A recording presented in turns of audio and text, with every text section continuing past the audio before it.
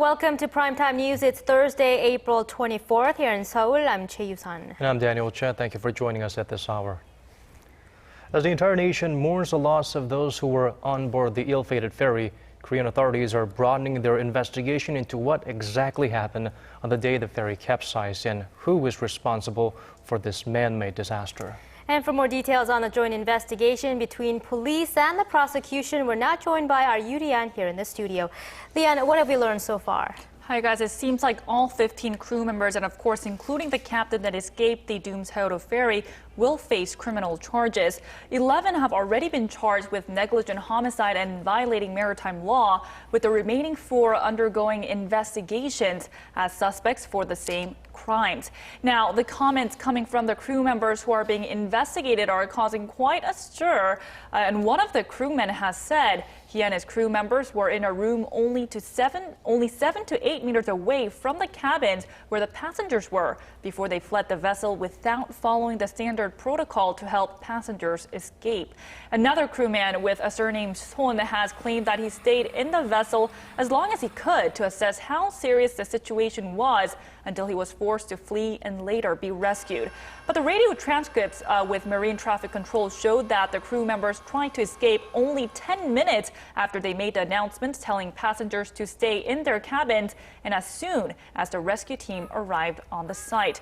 Now, as for the captain, Lee Jun-seok, who was one of the first people to escape the sinking ferry, authorities are still looking into charging him with something called murder by omission, which is pursued when death is caused by inaction on the part of the defendant.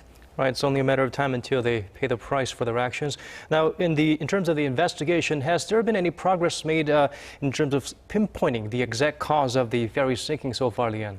Unfortunately, there's no pinpointing as of now, but I can tell you that investigation is expanding to consider all possible causes.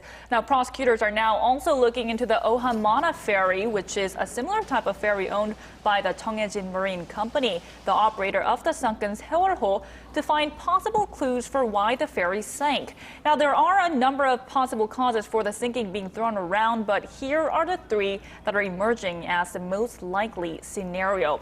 One is that the ferry made a sharp right turn. Now, another is that the containers that weighed a total 3,600 tons were not secured properly. There's also the possibility that the renovations made to the ferry to carry more passengers and cargo made it unstable. The joint investigation team has put together a group of experts to conduct a simulation that takes into account wind, fright, ocean currents, and of course, the modification made to the ship to find out the exact cause of the accident.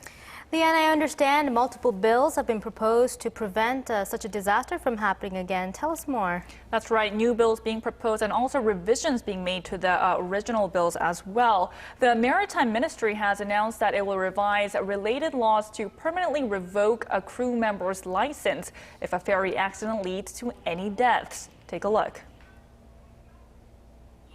An accident, especially on huge vessels, has a direct link to people's lives. We have to make sure those that have been negligent or made mistakes should never be allowed to practice their license. There's another put forth by the Maritime Ministry that would only allow captains that hold first-class sailing licenses to sail vessels weighing more than 6,000 tons.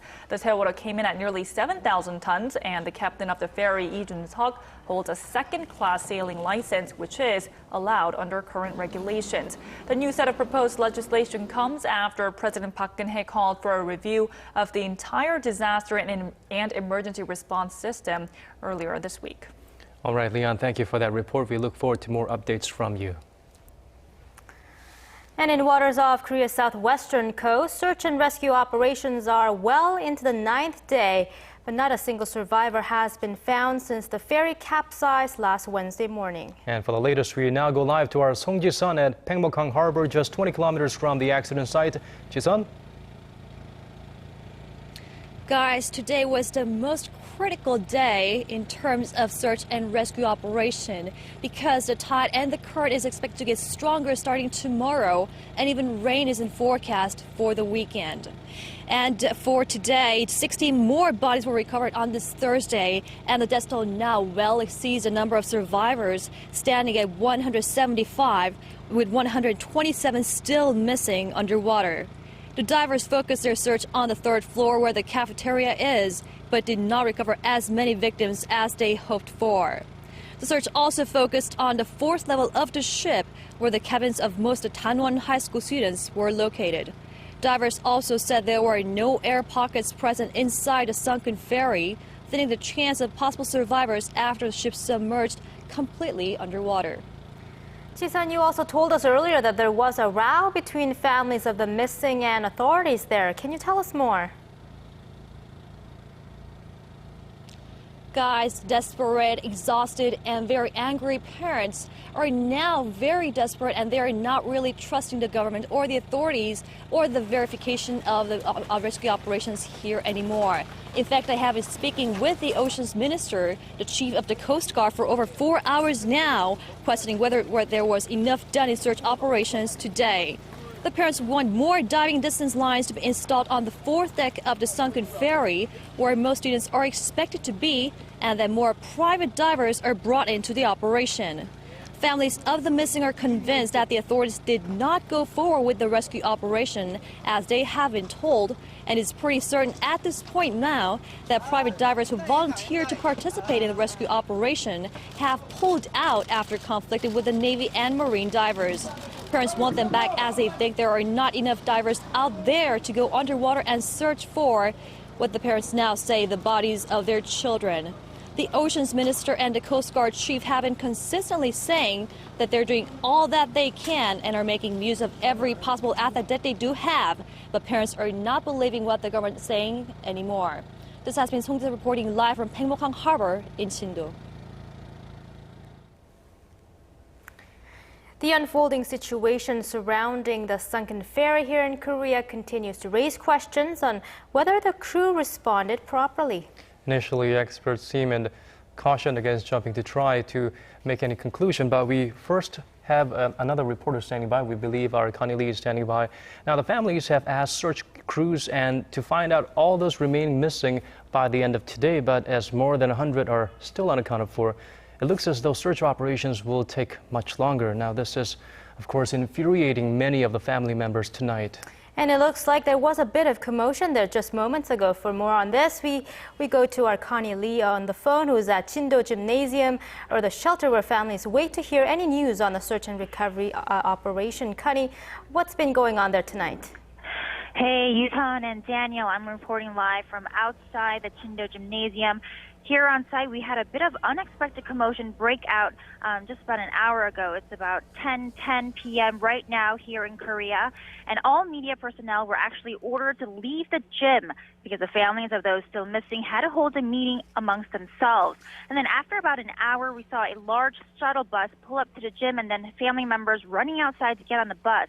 And I actually heard word that they wanted to head to the Paengmok-hang Harbor, or where our reporter Ji-sun is, and they wanted to see the search and recovery operation themselves and see with their own eyes if the search operations are thoroughly being done. But then a little while after, the parents all came out of the bus and went inside the gym, and apparently an official told them to wait here inside the Chindo gym for more updates on the search and recovery operation at the sunken ferry site. Now, all of this comes as parents have been expressing frustration all this evening that more than 120 bodies were still missing on this 9th day. Now, families of those still unaccounted for from the sunken ferry had asked officials to finish search operations by tonight before weather worsens tomorrow. And of course, they haven't. Now, that's all I have for you right now. This has been Connie Lee reporting live from the Chindo Gymnasium. The unfolding situation here surrounding the ferry disaster here in Korea continues to raise questions on whether the crew responded properly. Right, there were expert seamen who cautioned against jumping to any conclusion prior to a full investigation into what exactly happened. But the latest finding point all the arrows towards the ferry's captain and crew not being able to carry out their duties properly. To help us find out these facts and more, we have Captain Nicholas Sloane, Senior Salvage Master of the Costa Concordia Removal Project. Captain Sloane, thank you so much for joining us today. Good day, and I hope you can hear me from Italy. We can hear you good. Now, there are more evidences surfacing, and it seems like it's clearer that it was a man-made disaster, this Hewaro incident, that is. The ship's operator, captain, and crew unfortunately fail to follow safety regulations and they fail to stand by their posts. They're under fire right now for many reasons.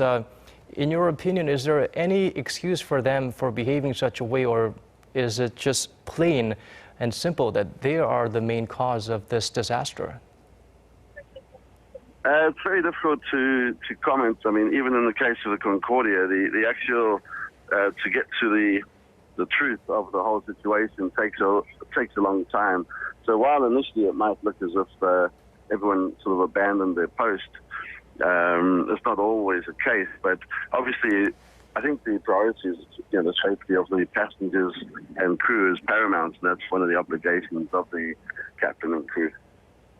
Well, the Korean government says it will not refloat the sunken Sewol ferry before the families of those still missing give their consent. Salvage operations for Costa Concordia began despite 2 passengers being unaccounted for. I would imagine that was a very difficult decision to make. Yes, I think what is the priority is to look and try and save the lives and then recover all of the victims.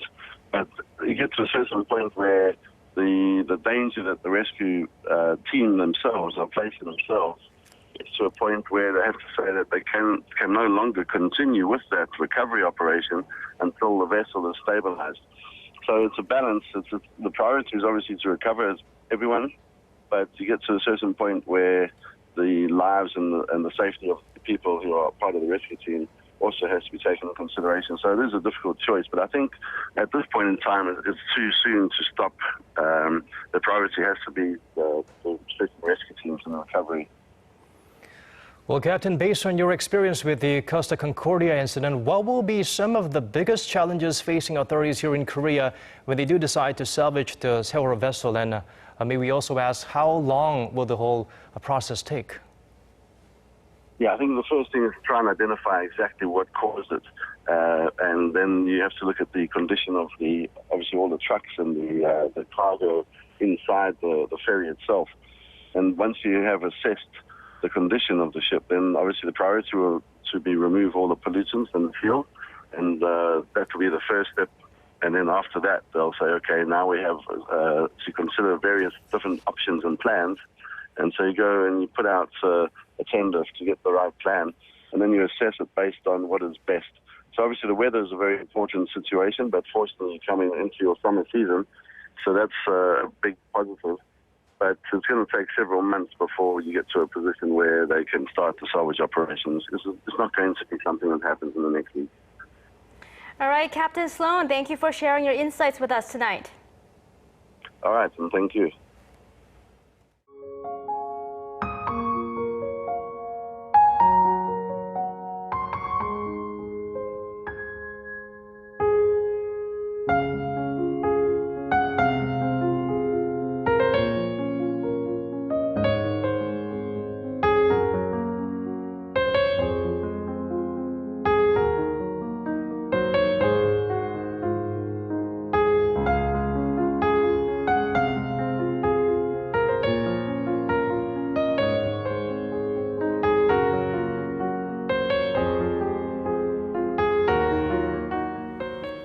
Now, a temporary group memorial altar has been set up in Ansan, the city that is most affected by the disaster. Thousands of citizens are visiting the site to say their goodbyes to those that have passed on.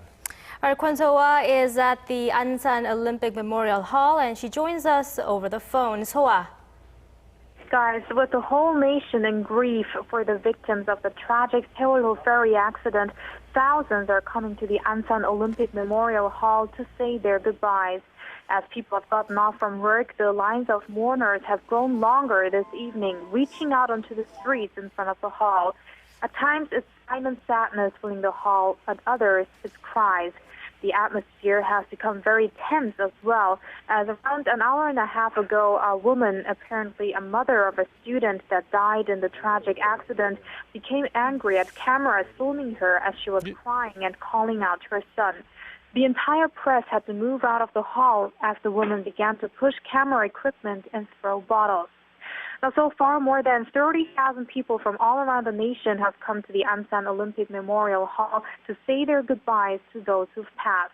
Many are having trouble even standing in front of the over 60 pictures of the victims that are on display, and the sound of wailing of mourners is filling the big hall, which includes celebrities, politicians, soldiers, and also foreigners. Students, teachers, and faculty members from Danwon High School have been among those paying respects. Now, ordinary citizens at the site have expressed their support for the victims' families. I know it's very painful for you, but we will be supporting you. I heard you have hardly been eating. Please take care of your health and get well soon. No words will console you, but please know that many people are feeling the pain with you and crying with you. I wish the students will go to heaven and live happily. The local government here has also set up a message service so that those who cannot come in person can send text messages of condolences, which are being displayed on one of the screens here. Around 40,000 have come through already. The group memorial is open 24 hours a day here in Ansan, except for certain times of the day for regular maintenance purposes. The memorial will be open throughout the weekend as well. This has been Kwon So-ah reporting live from the Ansan Olympic Memorial Hall.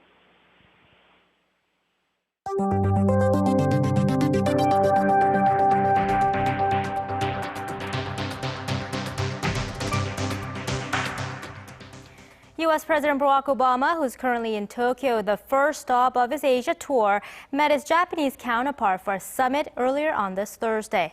Following talks, Obama made comments about the disputed island chain between Tokyo and Beijing, which has received strong opposition from China. Kim Ji-yeon reports. During his 8-day four-nation tour of Asia, U.S. President Barack Obama is trying to reaffirm America's commitment to its allies on the other side of the Pacific. In Japan, Obama set out to convince Japanese Prime Minister Shinzo Abe that he can deliver on his security and economic pledges, with an existing defense treaty between the two countries taking center stage. The current language requires the U.S. to come to Japan's defense if the country is attacked. After his summit talks with Abe, Obama said Thursday that the treaty extends to the disputed island chain known as Senkaku in Japan or Diaoyu in China. This means that if a conflict were to take place on the islands, the U.S. would be obliged to respond. This is the first time the U.S. president has sided with Tokyo on this sensitive issue. The two leaders also held discussions on a trans-Pacific trade agreement, but failed to come to an agreement. They pledged to continue to exchange views on the matter. After finishing up in Tokyo, Obama will come to Seoul where he will meet with President Park Geun-hye on Friday. He is to express his sympathy to the victims of the South Korean ferry disaster. The two leaders will also talk over ways to respond to the North Korea threat, particularly with the possibility of a fourth nuclear test from Pyongyang looming. President Obama is also expected to express his support to President Park's vision on reunification of the two Koreas. In a speech in Dresden last month, she urged the North to expand reunions of families separated by the Korean War and increase cross-border economic and cultural exchanges, which include the South bolstering humanitarian aid. It will be Obama's fourth visit to South Korea, which represents the most trips to the nation by a sitting U.S. president. After departing from Seoul, Obama will head to Malaysia and the Philippines. Kim Ji-yeon, Arirang News. And shifting our focus to the economy now, Korea's gross domestic product grew at the fastest pace in 3 years in the first quarter of this year. Central bank officials say the latest figures confirm that the nation is on a recovery track. Our Son Jang-in has more. The Bank of Korea said Thursday that the country's real GDP grew 3.9% in the January to March period from a year earlier, spurred by strong exports and expanding private spending. This quarterly growth is the fastest on-year gain since the first quarter of 2011. Compared to the previous 3 months, the economy was up 0.9%, maintaining its growth of around 1% for the third consecutive quarter. The bank said the expansion was helped by steady growth in exports, which gained 1.7% from the previous quarter. Among other factors contributing to the recovery were a surge in research and development activities and a gain in investment in the construction sector. Central bank officials said the first quarter growth signaled the Korean economy is returning to its normal growth track. Director General of the Bank of Korea's Economic Statistics Division Chung Young-taek said if this pace of quarterly growth continues, the country would be on track for an annual 4% growth for 2014. Earlier this month, the central bank upwardly revised this year's growth forecast to 4% from 3.8%. Chung, however, added that a variant would be economic impacts from last week's tragic sinking of the Sewol ferry, particularly on consumer sentiment. Son Jang-in, Arirang News. It's time to check on stories making headlines on the global front. We go live to our Paul Lee at the News Center. Paul, let's start with a deepening crisis in Ukraine. It looks like Ukraine's government has gone on the offensive against pro-Russian groups, but have they made any progress so far? It appears so, Daniel. The Ukrainian government says it has regained control of a central government building in the eastern city of Mariupol from pro-Russian separatists. Several people were reportedly injured during the overnight operation. Another military strike is also said to be taking place in the city of Slavyansk, where Ukrainian forces are slowly taking back key checkpoints. However, these separatists are still occupying buildings in at least a dozen other towns in eastern Ukraine. Tensions have been rising after pro-Russian militants rejected a four-way deal reached in Geneva last week to de-escalate the conflict. Meanwhile, Moscow's foreign minister Sergei Lavrov has warned Russia will respond sternly if its interests in Ukraine are directly attacked. And turning now to the Middle East, the United Nations Secretary General Ban Ki-moon has called on the Security Council to act in Syria in order to provide greater access to aid for the war-torn country. In his recent report to the Council, Ban said nearly 3.5 million civilians were in need of vital assistance, including medicine and urgent medical care. The UN chief accused all parties in the Syrian conflict of, quote, flagrant violations of international law. Over 150,000 people have died in Syria's 3-year civil conflict, while millions have been displaced from their homes. And finally, let's take a look at the global economy. Business activity in the Eurozone is forecast to experience higher growth in the second quarter, as it recorded a near 3-year high in April. German data firm Marquis Purchasing Managers Composite Index, also known as PMI for the Eurozone, rose to 54 from 53.1 in March due to an improvement in both the manufacturing and services sector. But experts say further signs of falling inflation is becoming a concern for the currency bloc. That wraps up our look at international stories making headlines around the world. I'll see you back here tomorrow night.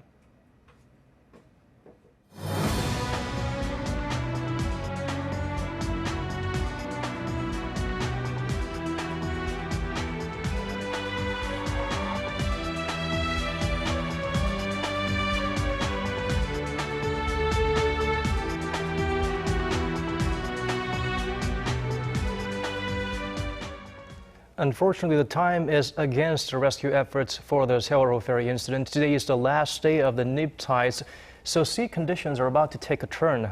For details, our Kim Bo-kyung joins us live here in the studio. Bo-kyung, what can we expect? Well, guys, starting tomorrow, the speed of tidal currents will speed up to about 2 meters per second, plus rain and strong winds are expected over the weekend. At the moment, visibility on Chindo has opened up to about 15 kilometers, plus wind speed is at around 5.4 meters per second, while waves remain fairly gentle at half a meter. All efforts must be put into rescue operations, as today is the final day that tidal currents will be at their slowest. There are 4 slowdowns tomorrow that will be at 4:36 a.m., 11:16 a.m., 5:35 p.m., and 11:10 p.m. However, keep in mind that they will not be as slow as today's. Tomorrow, conditions on Chindo look to be similar to today, with calm waves and breezy winds. Moving on to Friday's forecast for other parts of the nation, dry weather advisories have been issued in the northern regions, while early summer conditions are in store, with daytime highs peaking from between 20 to 24 degrees. That's all for now, and I'll be back with the latest after midnight. Thanks, Bo-kyung. And those are the stories we're following at this hour. I'm Choi Yusan in Seoul. And I'm Daniel Che. Stay tuned for the latest on the ongoing ferry rescue operation or find us online at arirang.co.kr. Thank you for watching.